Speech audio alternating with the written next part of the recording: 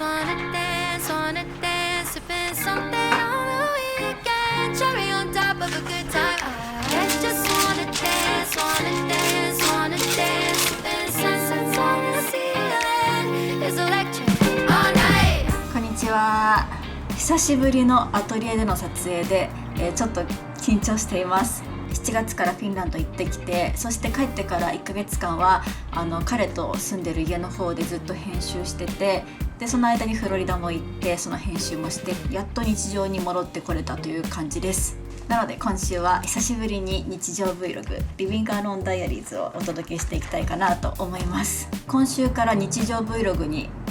戻りますと言いつつも、今月の末9月末にはまた1週間ほど旅行に行ってきます。上半期はねほとんどどこにも行かなかったのに、下半期になってドドドッと海外旅行が詰まっているんですけれども、9月の後半には1週間ほどイギリスに旅行に行ってきます。久しぶりの彼との海外旅行です。そのイギリスの旅行が結構間近に迫っているので、そのイギリス旅行中にねストックを2本作らなくてはならなくて、そのうちの1本はちょっと日帰り旅行とかして、でそれで1日分の Vlog を撮って編集をしたら、動画編集も間に合うし、見てくださる皆さんも楽しんでもらえるかなと思って、で日帰り旅行をねいろいろまずは国内で探してたんですけど、台湾にね行ったら面白いんじゃないかっていうのをね彼と話して、弾丸で台湾に日帰りで行ってきて、どこまで楽しめるのかっていう動画をこの後ね作っていきたいなと思ってますので、今週は日常 Vlog、 そして来週は台湾弾丸日帰り旅、その後にイギリス旅行のパッキング、そしてイギリス旅行 Vlog っていう感じで、またちょっと旅が続いていくと思うんですけれども、弾丸日帰り台湾旅も、1週間のイギリス旅行もきっとね楽しい内容になると思うので、ぜひねこの後の投稿も楽しみにお待ちいただけると嬉しいです。ということで、もう準備できたので外に出なきゃいけないんですけれども、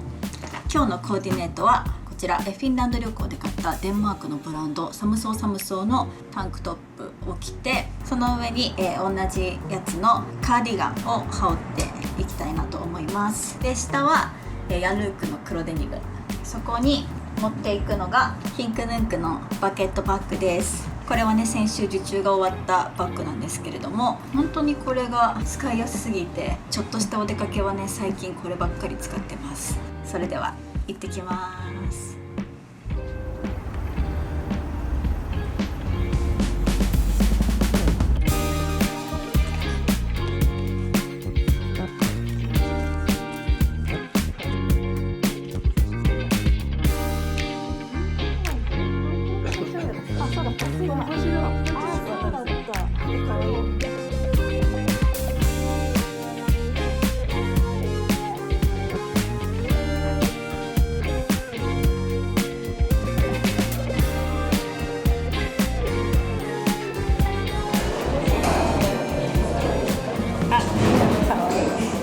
さすがっす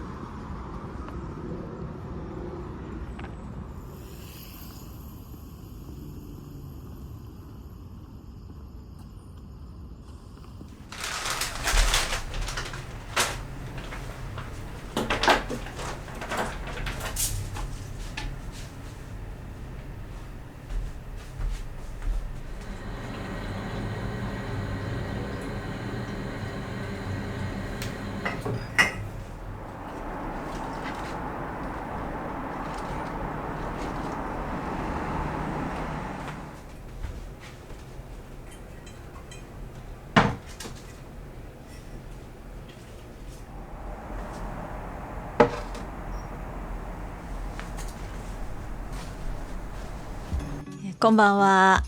7月はフィンランドに行ってきて、8月はフロリダに行ってきて、もう9月の中旬になってしまいました。でもまだ全然暑くって、最近の私の普段着といえばこのフロリダディズニーで買ってきたマジッククルーティー、このビッグティーにバイカーショーツを合わせて、靴下にスニーカーというような感じの本当にラフで毎日洗濯できて、とにかく涼しいっていうような、こんな服ばっかり着てるんですけれども、最近は日が暮れたら結構ね、涼しい秋の風が吹いてきて、これから少しずつ寒くなっていくんじゃないかなと、ちょっとワクワクしているところです。なので私のね、おしゃれ欲をかきたてるために秋服もね、ちょこちょこ導入しておりまして、私がね8月に旅行に行ってる間に届いていたマリメッコの秋冬の新作、何を買ったのかっていうのを、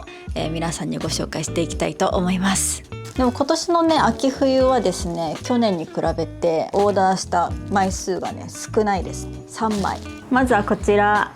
ウニッコからのハイネックのトップスです。水色とね茶のこの配色は可愛くて購入しました。着てみたらこんな感じです。ボトムにインしなければこれぐらいの長さ、半分お尻が膨れるぐらいの長さの丈、こういう感じで私はボトムスにインしていきたいなと思ってるんですけれども、これすごく可愛くないですか？袖のところと、あとはこの首周りのところがちょっとフリルっぽくなってて、ガーリーな感じな雰囲気が出るのも可愛いし、これにねデニムのロングスカート合わせても可愛いなと思うし、あとはちょっとややハイネック気味なので、もっと寒くなってきたら、上にニットとか重ねて、この襟の部分だけちょっと出したりとかして、そういうレイヤードもね、楽しめるんじゃないかなと思って買いました。あともう一つ、こちらもウニッコ柄のニット買いました。これは水色と黒の配色のウニッコ柄のニットです。ちょっとねオーバーサイズ気味に作られてて、ゆるっとねラフに着れるニットなんですけど、これウニッコ柄ですが、1着目に紹介したこちらのトップスはウニッコ柄が小さめにプリントされてるデザインのものなんですけれども、こっちはね大きめのウニッコなので、ウニッコ柄がね小さくいっぱいプリントされてるものはもう一目見ただけでマリメッコだと思って、それもねすごく可愛いんですけど、こういうねさりげなくウニッコ柄が入ってるトップスって存在感を放ちつつも着回しがしやすくて、結構ね重宝するんですよ。なのでこのルーズ感とウニッコ柄のこの大きさ、ここが気に入って買いました。あと最後もう一つ、こちらスウェットですね。胸元にマリメッコというロゴが刺繍で入ってるスウェットです。こういうスウェットがねなんだかんだ一番着るんですね、私。さすがマリメッコということで、生地感もねしっかりしてて、たくさん洗ってもねあんまりへこたれなさそうな、そんな生地感なので、日常的にガシガシ着れそうだなと思ってこちら買いました。今年のマリメッコの秋冬はね、こういうルーズ感があるお洋服がね多くって、結構ね欲しいものたくさんあったんですけれども、この7月にもうフィンランドに行ってきて、もう致死量のねマリメッコを浴びてきて、マリメッコはねもう大好きなので、引き続きちょこちょこ集めていこうかなとは思ってるんですけれども、マリメッコの服も持ちつつ、他のブランドのものとうまくこうミックスさせて、もっとおしゃれを楽しんでいきたいなと思ったので、トップスだけを3着購入しました。であとはマリメッコのホームコレクションでこちらを購入しました。こちらクッションですね。丸型のクッションなんですけれども、これはねアルテックのスツールにぴったりサイズのクッションなんです。こういう感じでアルテックのスツールに乗せたらねぴったりのこちらのクッション、いろんなカラー展開があって、赤とか緑とかあったんですけれども、黒がねシックで可愛いなと思ってこちら買いました。来客が来た時とかにこのスツールに座ってもらう時にこのねクッションを引いて座ってもらったら、よりね快適に座ってもらえるかなと思ったし、あとはインテリアの一部として黒がね一さじ入るだけでちょっと部屋の中の印象が変わるので、とっても可愛いなと思って買いました。あと最後こちら歯ブラシホルダーを買いました。マリメッコからねこういう歯ブラシホルダー、歯ブラシ立てっていうのかな、出るの初めてらしいんですけど、うちにね歯ブラシ立てって確かにないなと思って、洗面台周りもねマリメッコで揃えれるっていうところが可愛いなと思ってこちら購入しました。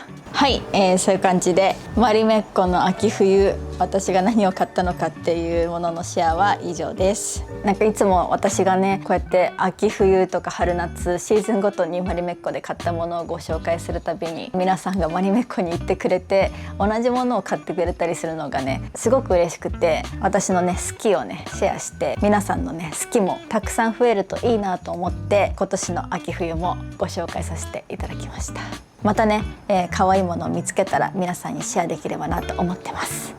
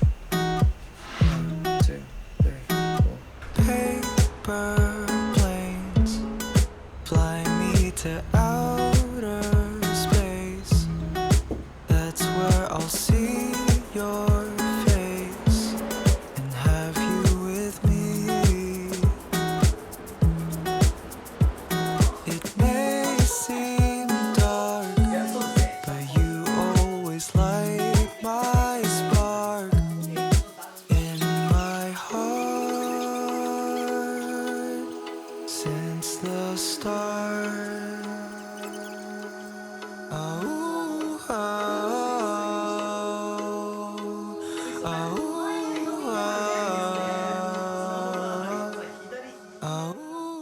ティスから帰ってきました。で8月にフロリダディズニーに行ってきたかなと思うんですけど、そのフロリダディズニーね、本当にたくさんの方に見ていただけて、もう今20万回ぐらいね再生されてて、本当にありがとうございますっていう感じで、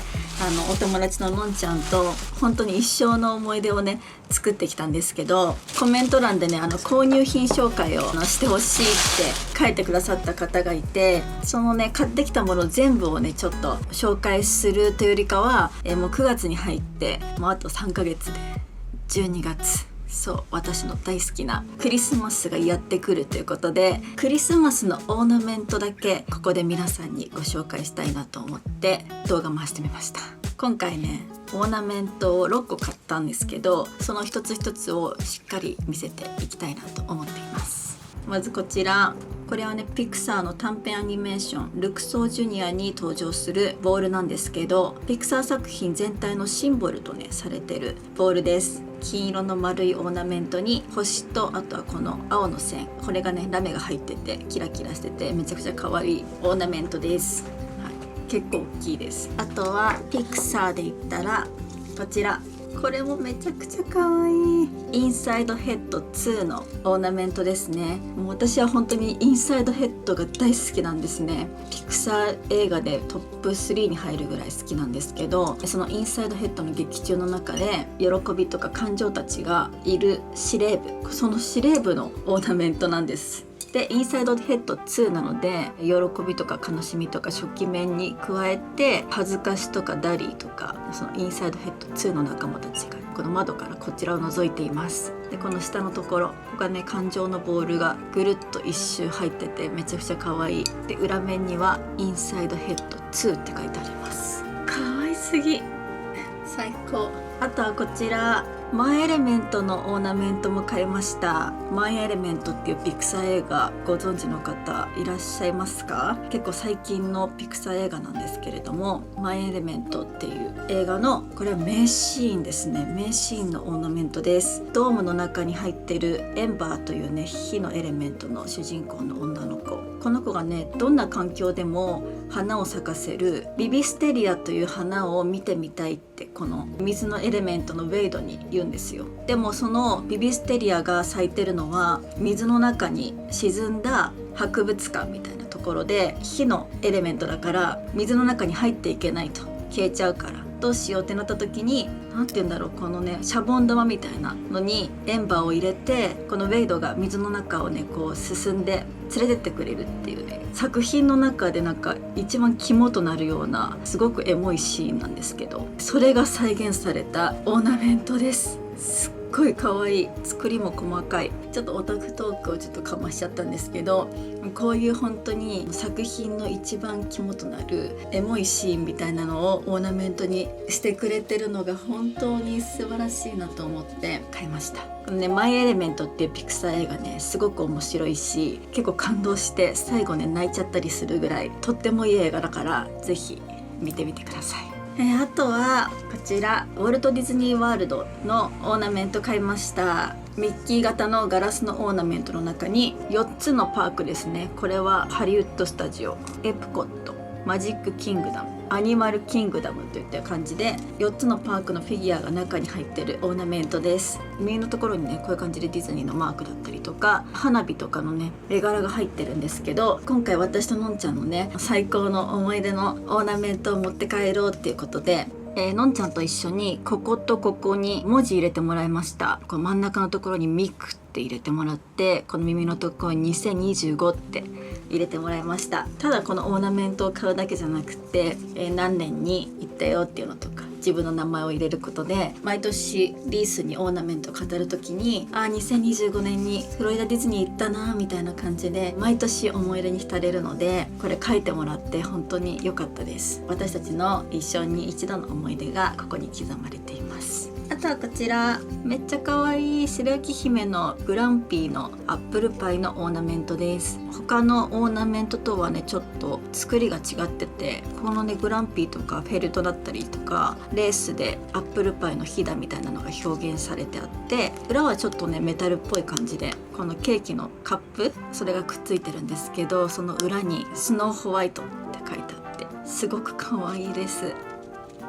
これがねフェアリーテールシリーズって言ってプリンセスに特化したオーナメントのシリーズで、すっごくファンシーで乙女心くすぐる作りになってます。もう一個フェアリーテールシリーズで買ったのが眠れる森の美女のケーキですね。劇中に出てくる3人の妖精の1人フォーナっていうね妖精が魔法を使わずに作ったケーキなので、ちょっとこう斜めに傾いちゃってるケーキなんですけど、そのケーキが入ったオーナメントめちゃくちゃ可愛い。ここが可愛いんですけど、このトップのところ、ここがねオーロラ姫のね冠になってるんですね。この芸の細かさが本当に可愛くてたまらないです。そんな感じで今回合計6つオーナメントを買ってきたんですけど、正直もっといっぱい欲しかったんだけど、本当に厳選して6個だけ買ってきました。でも9月も中旬になってもうすぐ10月ですよね。もう10月に入ったら私はもうハロウィンすっ飛ばしてクリスマスに向けてワクワクしてくるんですけど、家の中をクリスマス仕様にしてツリーを飾ったり、あとはリースをね作ったりしてるのを皆さんご存知かなと思うんですが、今年のクリスマスはリースを作って皆さんに届けたいと思っています。そう、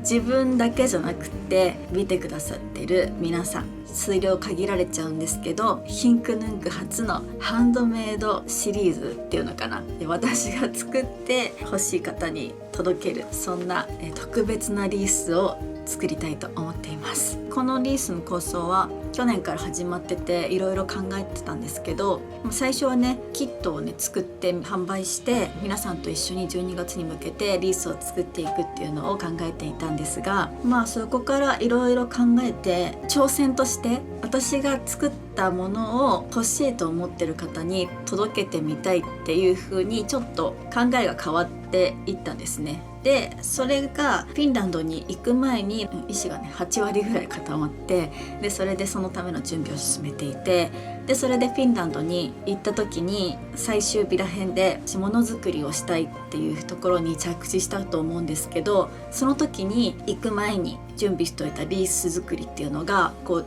ガチッとハマったというか、私の今後のものづくりへの第一歩として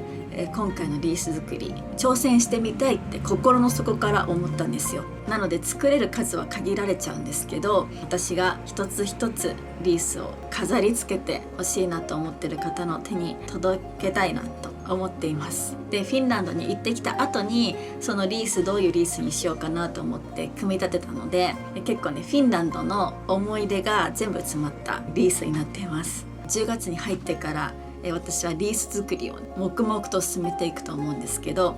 それもね Vlog にしていくので、ぜひねその様子を見て欲しいなと思ってくださる方がいたら手に取っていただけると嬉しいです。すごく緊張するけど、私リース作りがもう全ての創作物の中で一番好きで、何個でも作っていられるぐらい好きなので、本当に楽しみながら一個一個心を込めて作っていきたいなと思ってるので、ぜひ詳細をお待ちください。で今年のねヒンクヌンクのホリデーコレクションは、リースだけだとね数量が限られてしまうので、もう一つ去年から引き続きキャンドルも販売することになっています。それもね夏のフィンランドの思い出からインスピレーションを受けてフィンランドの記憶というような、そんな香りに仕上げていますので、そちらもぜひ楽しみにしていただけると嬉しいです。今年もね皆さんと一緒にクリスマスを思う存分楽しんでいきたいと思います。言っちゃった、緊張する。はい、それではオーナメント紹介でした。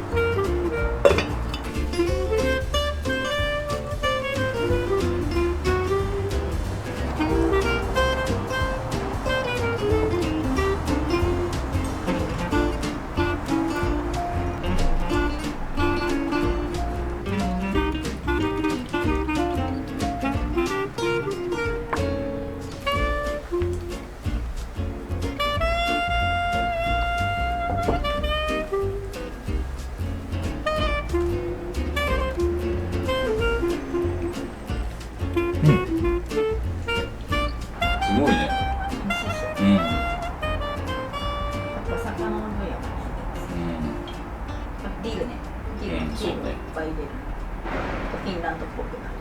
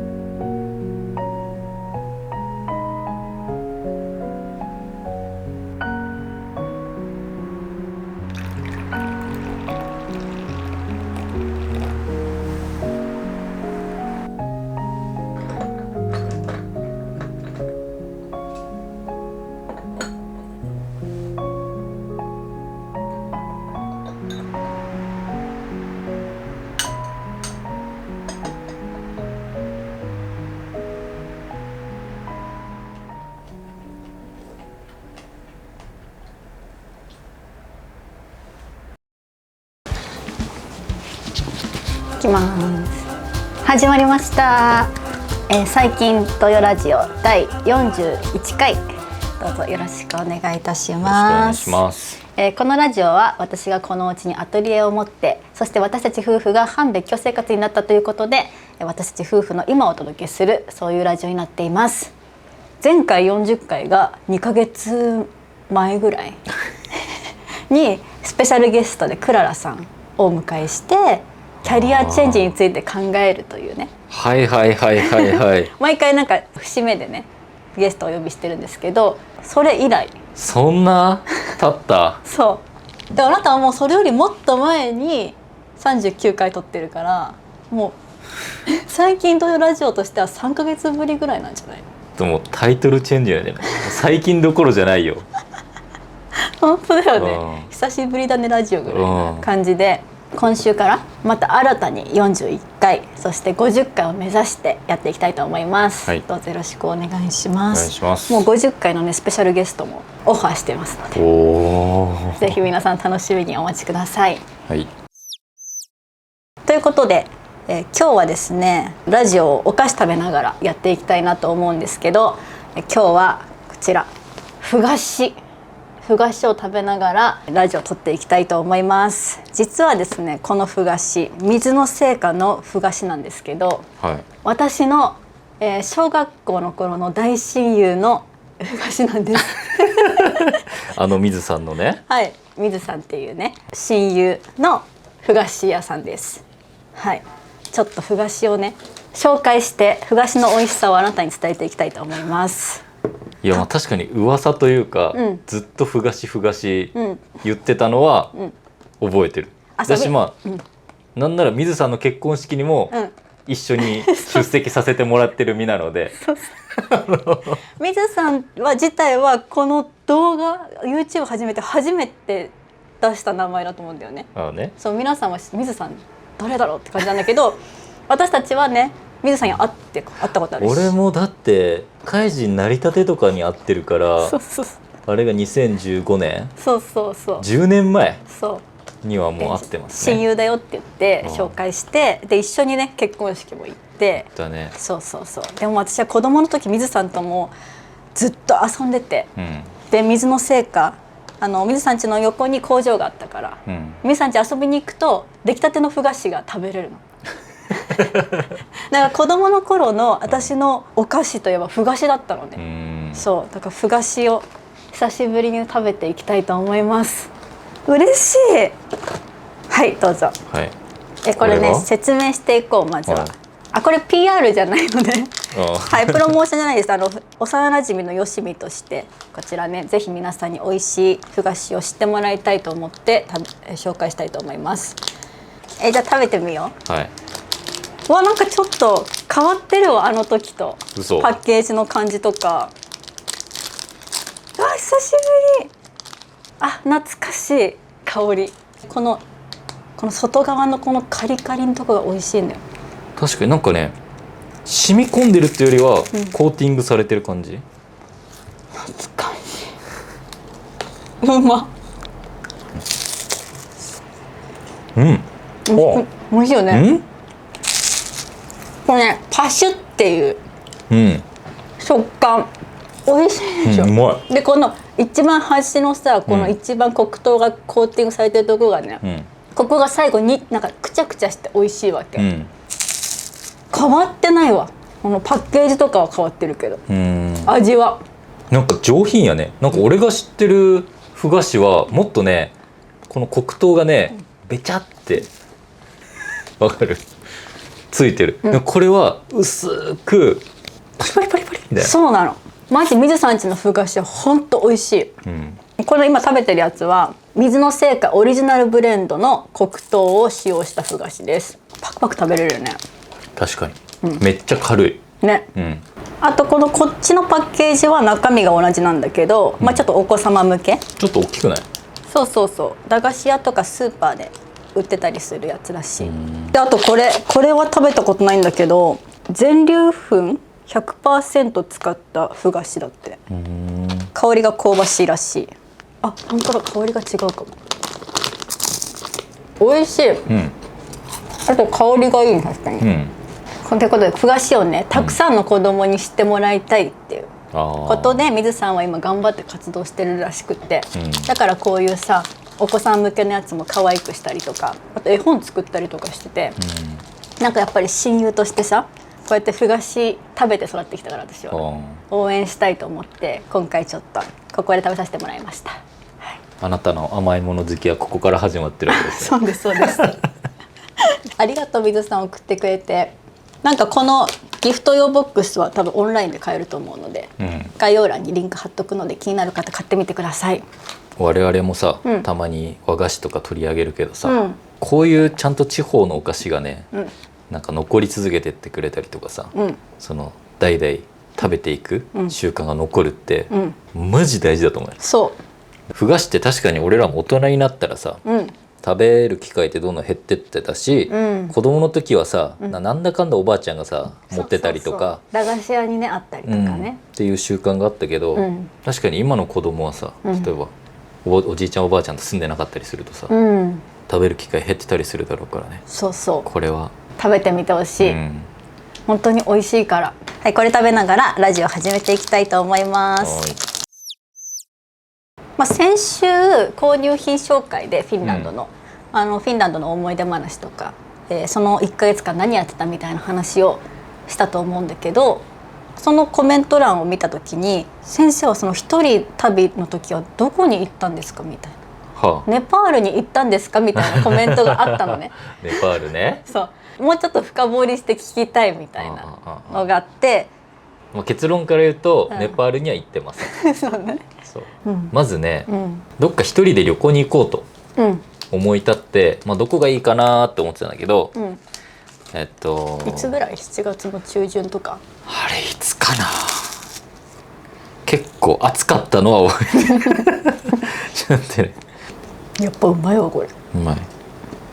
懐かしいマジで。止まんない。ソウルフードじゃん。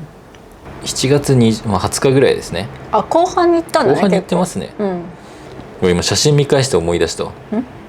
まず俺7月頭に山手線を自転車で一周してるわ。楽しそう。疲れた？いやもう熱中症ギリギリ。危ないね。危ない。危ない。本当に危ない。それはさておき、7月末頃に福井に行ってます。いいな、福井行きたい。本当？恐竜でしょ？そう、恐竜圏ですよ。水羊羹。そうそう、もうそう、水羊羹とかで、なんで福井だったかって、行きたいお寺がね見つかったんですよ。うんこれが永平寺っていうお寺で、うんいわゆる観光寺みたいなものじゃないわけ。うんもう本当に由緒正しき修行僧のための修行寺、へえだからもちろん住み込みでうん修行してる方がたくさんいて、うん施設全部ではなくて、一部だけをうんこういう一般開放されてて、へ中も見せてもらえるみたいなうん感じで素晴らしいところで素晴らしいところ永平寺がでいやまずね、まずなんで永平寺に行きたくなったの？いやこれがね、うんこの前回の購入品の最後にもちょっと言ったけど、うんやっぱメンタルブレてたんだよね。あ結局メンタルブレてたんだ。いやそれは別にあなたがいなくて一人で寂しいとかっていうブレ方じゃなくて、うんこのちゃんと仕事上、うんなんていうんやろ、どこまでこれはどこまで働きゃいいんだっていうか同じそう同じなん同やけどじメンタルのブレじゃん。まあ多分中間納税っつってね税金払った後やったからもうしんどっと思ってもうちょっとね、うんどうしようってこれからどうやって生きていこうかなみたいなうん気持ちになった時にやっぱなんかお寺とか、うんなんかそういうところにちょっと改めていくのもいいんじゃないかと、うんっていうところで、うんそこで見つけたのが永へ平寺、ースティーブ・ジョブスが愛したお寺へっていうことでうん行ったんですけど、あんまこういう言い方したくないけど気がいいわけ。あもうすごい入った瞬間にあるよね。そう多分映像撮ってるからうん差し込めると思うんだけど、はい心洗われるああ光の入り方とか違う。そう敷地に入っただけでうんもう一個一個なんかいろいろな文献とかうん看板とかあるから一個一個読んで、うん結局2時間ぐらいいたのかな、うんそこの開山者、うん道元禅師っていう方で、うんでその方の本を買ってであとはもうひたすら読んだりとか。うん福井はその永平寺だけ行っただけ？いや永平寺に行ってその後は笠須のおう舞台で有名なちゃんちゃんちゃんの崖みたいなやのつ？東尋坊っていう崖、はいはいはい超絶有名じゃん。温泉入ってうーんジェラート食って福井駅戻ってきてうん海鮮丼食って帰ったかな。あ日帰りね。あ日帰り日帰り。いいね。そう福井ってさ行ったことある？ないよ行きたいんだ。まずね新幹線でね、5時間ぐらいかかでも新幹線通るようになったんだよるね。そう、ね4時間かな。とにかく遠いわけ。遠いね。福井は俺も初めて行って、うんレンタカー借りてね一日うろうろしたんやけど、うんとにかく海が近いし、うん山も近いん。うん天気も良かったから、うん平地は暑かったけど、うん山登ったら涼しかったし海の方行ったら潮風が気持ちよくて、マジでいい街だった。いい県か。マジで行きたい。うん、あじゃあ駅前にさめっちゃでかい恐竜あるでしょ。福井サウルスとか、うんすごいんでしょ。でそう恐竜大好きだから行きたい。ほんとね恐竜推しはすごいよ、うん福井の名物ご飯なんでしょう。マジ水羊羹しか知んないから。水羊羹でも冬だからね福井の水羊羹は結局そばとソースカツ丼かな。ソースカツ丼なの？そうそんな海とか近いのに。でもちろんうん海鮮もたくさん有名よ、うん確か福井サーモンとかも有名でへえ。食べたし、あと押しサバ寿司、はいはいはい。サバも有名、はいはい。だからマッチョにめっちゃいい県なの。確かに。実はその後もう一回行ってるんですよね。福井に？福井じゃなくびってくりした。新潟に。ああ新潟ね。そう新潟もまた良くてほ何が良かったかって、うんその福井に行って最後海鮮丼食べた時に、うんお醤油が甘かったの。これって俺九州だけだと思ってたの、う確かにお。醤油が甘いのって。うんで衝撃受けてなんでってなって、なんでなったんだろうって疑問に思いながら帰ったわけ。うんでその後、うん新潟に行ったうんでなんか資料館みたいなところを一人で回って見てたら、どうやらその新潟がうんその日本海側でうんいろんなところと貿易してる中で、うんその新潟を拠点に北海道とかも貿易してたし、うんあとは博多うんとか長崎の方までうんその海岸沿いを伝って行ってたと、はいはいで博多とか九州の北部九州からその甘い醤油を持ち帰ってうん北陸3県うん4県うんの方まで広まったらしいんよ。なるほどね。そうで結局日本海側でうん寒いじゃん。うんうんだから保存食が必要ってことで干物とかっていう文化が盛んになった時にやっぱ味付けがしょっぱいと。あ干物がね。そう干物自体がね。そう、んんだから例えばお醤油も甘いものが好まれたりとか、ね、味付けもうちょっと甘いソースカツ丼みたいな、ね、しょっぱすぎるからね、いろんなものでやっぱ忙しいから、お蕎麦で栄養タンパク質と炭水化物を取るみたいな、だから新潟の特産もへぎそばっていうそばとカツ丼なんよ。そうだからあの辺ってやっぱ食文化も似てるし、九州とのつながりも感じて、なんていいすごい面旅白い行なんだっていうことを感じたわけですよ。素晴らしい旅行だね。素晴らしい旅行だったんです。しかしそれがつながったのすごいね。そう、新潟にも行って。その観点でいくと、次本当は能登の方に行きたくなるんよ。そうね。ちょうど中間地点どこどうなんだろうっていう。ただ今どこまで行っていいんだろうっていう。能登にね。そう。確かにね。これがねなんか調べてもよく分かんなくて。復興という意味合いで行けるなら行きたいし、もちろんお金を落としにさ、行っていきたいし、でも来られたら困るっていう場合もあるもんね。だからなんかどこまでなんかがなんかいまいちつかめなくて、なんかもし能登の方とか石川県の方とかがなんかどんな感じなのか知ってる人がいたらコメントかなんかで教えてほしい。確かにぜひ来てほしいだったらね行ってみたいし、確かにその調べるのと地元の人の生の声の温度差とかあるだろうし、いいな。能登もし行く時私も行きたい。1日2便飛行機も出てるんだよね、能登空港行きの。日帰りとかでもちゃんと行けたりする。一人旅面白いね。一人旅面白いよ。一人旅はやっぱりそういう資料館とか、あとなんか一つの興味を示した時にそこに長く滞在できる、自分の意思でみたいな、それをゆっくり持ち帰って考えたりとか、もう一回行ってみて確かめてみようとか、そういうことができるから、友達とか家族とかと喋ってたら見逃してしまってる、例えば資料館のそのあれもさ、読んでなかった可能性あるよね。新潟市歴史博物館ミナトピア、こ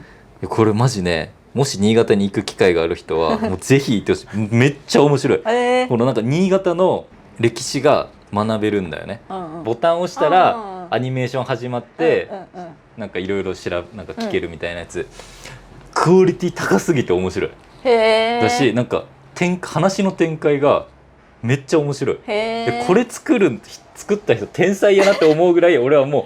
感心しまくって全部押してみた。嘘。ああいうのって大体なんか飽きちゃうけどね。なんか真面目ったらすぎて。あれ多分俺小学校の時に学校行事で連れてかれても全然思んないけど、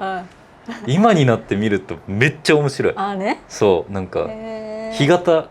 ってやっぱもともと干潟みたいなところやから、大きな川が流れてて、その川の流れによって地形が変化していく。でその間に転々としちゃう町がいたりとか50年で5回町の場所が変わるとかで、変わった挙句港がなくなって「いや俺たちの港だ」とか言って面白いね。なんかその当時のさてんやわんや劇とか、多分本当はさ日本各地でいろんなさそういったことが起きたんだろうけどさ、なんか面白いと思って。確かにすごいいいね。やっぱ海外旅行とかにも目グッといっちゃうけどさ、国内って深掘りしていくと楽しいよね。楽しいね。すごい素敵じゃん。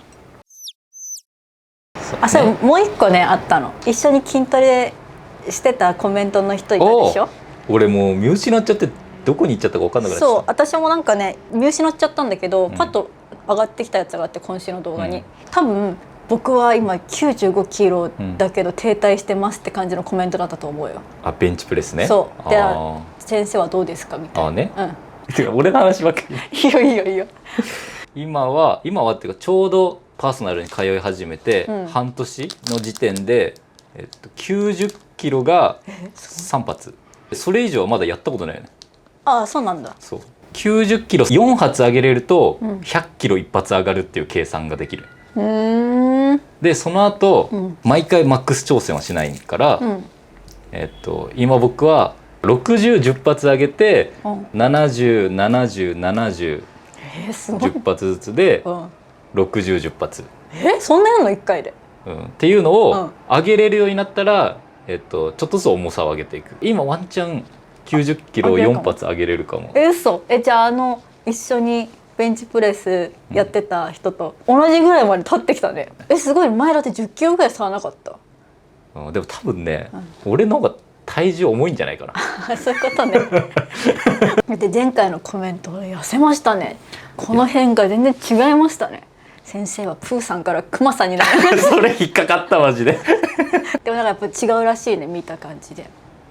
いやもう自分が一番分かってる。そうね。入らなくなってた5年前のズボンとかが入るもん。ね。だしここ 2,3 年で買ってたズボンがもうベルトなしじゃ履けないぐらい、嘘。スカスカ。だから確かに一気に変わったよね。いきなりギュンって変わって。あなたがいない間にね。何事みたいな。いやこれが実はチャット GPT 先生のおかげなんです。すごいね、チャット GPT 先生は。そう仕事では使ってたけど、筋トレでも使えるやんと思って、トレーニングはトレーナーさんに全部任せて、で食事を自分でやってたんだけど、なんか間違ってそうみたいな感じだったよね。ジムに行くとインボディっていう機械があるよね。でそれを毎回測るんやけど、毎回測った数値が PDF で出力されるよね。でそれをチャット GPT に投げて、今こういう体の状況ですと。でもそこにはもう身長、体重、体脂肪率、筋肉量、もう全部出てて体重の変化もずっとついてるやつを投げて、これで何ヶ月後に何キロ落としたい、体脂肪を何キロ落としたい、筋肉量をどれくらい増やしたいとかって目標を入れて、食事のメニューを考えさせる。すごいね。で出てきた食事を食う。でこんなのたらこの1ヶ月ですごくない？スーンって。すごいね。計算してたつもりやったけど、やっぱ食べるものがばらけるとさ、毎回正確にはやっぱ計算できてなかったっぽくて、体脂肪が落ちていかなかったんやけど、チャット GPT に任せたら、スンスン落ちてって。すごいね。で嫌いな食べ物とか入ってきたら、何々は嫌いですとか言ったら、じゃあ大体代わりのやつを教えてくれたりして。先週も言ってたけどさ、正しくあれすれば正しく変わるみたいな言ってたじゃん。いや私もさピラティスでそれ感じてんだけど、さピラティスさ行っててさ、7月1ヶ月休んだりとか、忙しい月の前半行けなかったりとかして、結構定期的に行けてはなかったのね。でももう前回で9回行ったの。ピラティスってさほら10回で何かが変わって、20回で何かが変わって、30回でなんか人生変わるっていうじゃん。もうすぐ10じゃん。いきなり変わってきたの。てかなんかその動かせる範囲が広くなってきて、明らかにその姿勢が変わったというよりかは体が動かせる範囲が広がってきて、正しく体を使えるようになりつつあるっていうか、変化を感じれた。変化感じた。昨日だから先生とワイワイって言いながらいいや。そうやっぱ私ってね、壊滅的に体を動かすのが苦手なんだと思う。そう言われたことを体に実行するのができないの。こうしてくださいみたいな、こういう風なイメージでみたいな、どういうことってなって動かせないのうまくでもなんか9回ずっと同じようなことやってきて、ちょっとずつなんかこの辺が浮かなくなったりとかしてきてて、やばいこれは私は筋トレにもあなたに誘われてる筋トレにも目覚めてしまうんじゃないかっていうような予兆は感じてる。もう大体ね、俺が誘って半年後に始めてくれるからそれをね実感したから、確かにあなたのやってみたらっていう筋トレも、をやってみたら、やってみようかなみたいな。確かに体がちゃんと変わるのはやっぱ、なんか嬉しいよね、自信にもなるし、本当にこれぐらいの変化で周りから見たらみたいなやつだけど、自分の中でのなんていうかすごいアハ体験っていうか、みたいな。ということでウェディングフォトを撮れる準備がちょっとでき始めてますよね、うちら。確かに忘れてた。はい。実は行きたいドレス屋さんの予約も10月ぐらいから取れるらしいので、ちょっと年末にかけていろいろドレスとあとお着物、来年の年明けぐらいに取れたいね。涼しい時だったら、来年年明けから春ぐらいにかけてウェディングフォトを撮ろう。はい。何年経った5年ぐらい。5年記念日みたいな。しかも最高の状態で撮ろうよ。そうね。あとじゃあコウヨトリさんから来たお手紙も読んで終わりたいかなと思います。はい、じゃあまずこちら、コウヨトリネームのんびりこさんからのお手紙です。おかえりなさい。ただいま毎週フィンランド動画に癒され、絶対フィンランドに行くと心に決めました。先生もお久しぶりです。質問ですが、ミクさん、フィンランドで買ったどん兵衛はどうなりましたか？食べるシーンを見なかったので食べずにエアビーに置いてきたかなと思ってますが、なわけないじゃん。実際どうか聞きたい。そしてどん兵衛買ったのを見た時の先生の反応を知りたいです。私だったらもうどん兵衛やパックご飯、お味噌汁持ってっちゃいます。先生、私は苦しい思いをできません、許してください。いや別に私は途中で買ったどん兵衛か買ってたね。すぐ食べたね、2日後の夜とかにでしょうね。で実際プルダックポックンミョンは結構買ってた。あ、もっと動画外でね。やっぱりね、なんかそういうの食べたくなる夜があるから。でも言うても本当現地のご飯いっぱい食べてたよ、ね、あとはご飯炊いてたから、ね、やっぱご飯とあとは納豆みたいなやつを食べてましたね。どう思いました？別に納豆思ったでしょ？別に納豆まあ絶対1個じゃないなと思っていや、あなた以上に視聴者の皆さんの方がどん兵衛どうしたんだろうって思ってくれてたから。いや、わかる。俺もだってさ、台湾行ったばっかりの時さ、やっぱデパート行って買ってたもん。1個500円ぐらいするどん兵衛と3パックで600円する納豆、買ってたもん。でもね、思ったより食べなかったし、やっぱ持ってかなかったことでその現地のもの、サーモンとか買って食べようっていう気がより起きたから、やっぱ持ってかなくて正解だなと思う、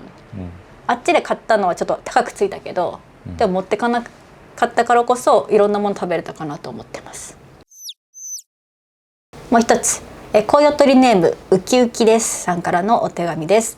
2つの旅行動画とっても楽しく拝見しました。これからもリピートで見るでしょう。私は20年間の単身赴任が終わり、今年の4月から久しぶりに夫と一緒の生活をしています。夫は私のことは何でも尊重してくれて優しい人ですが、20年ぶりの同居はさすがに自分のペースで動いていた生活が多少なりとも乱れるので不安でしたが、5ヶ月経った今も楽しくやっていてほっとしています。ミックさん夫婦の半別居も YouTube を拝見していてとてもいい距離感だなと思います。やってよかったですか？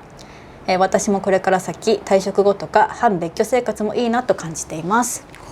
20年すごいね。うちらは半別居してからもうすぐ2年。ここにね、週に3日か4日ぐらい泊まってる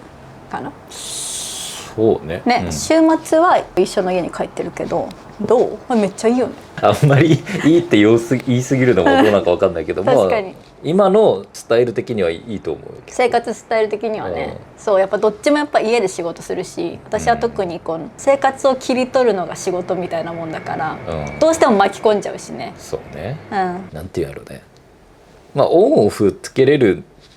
じゃない？そう、うちらもずっと半別居するわけではないとは思うんだけど、今の段階では結構心地よい距離感だなとは確かに思ってます。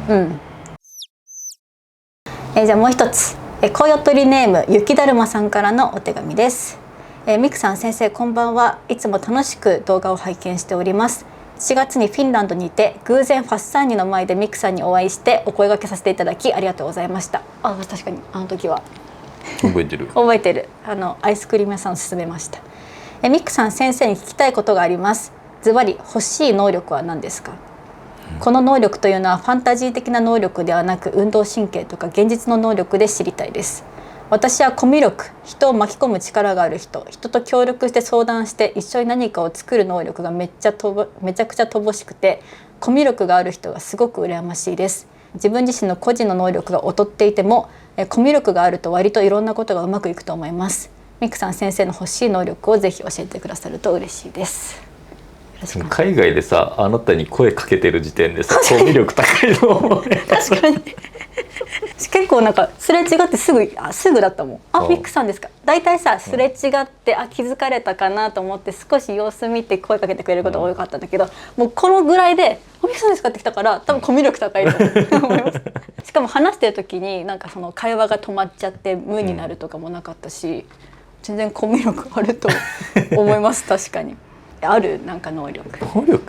なんだろうな、風邪ひかないとか私ね、歌唱力。確かにね、確かに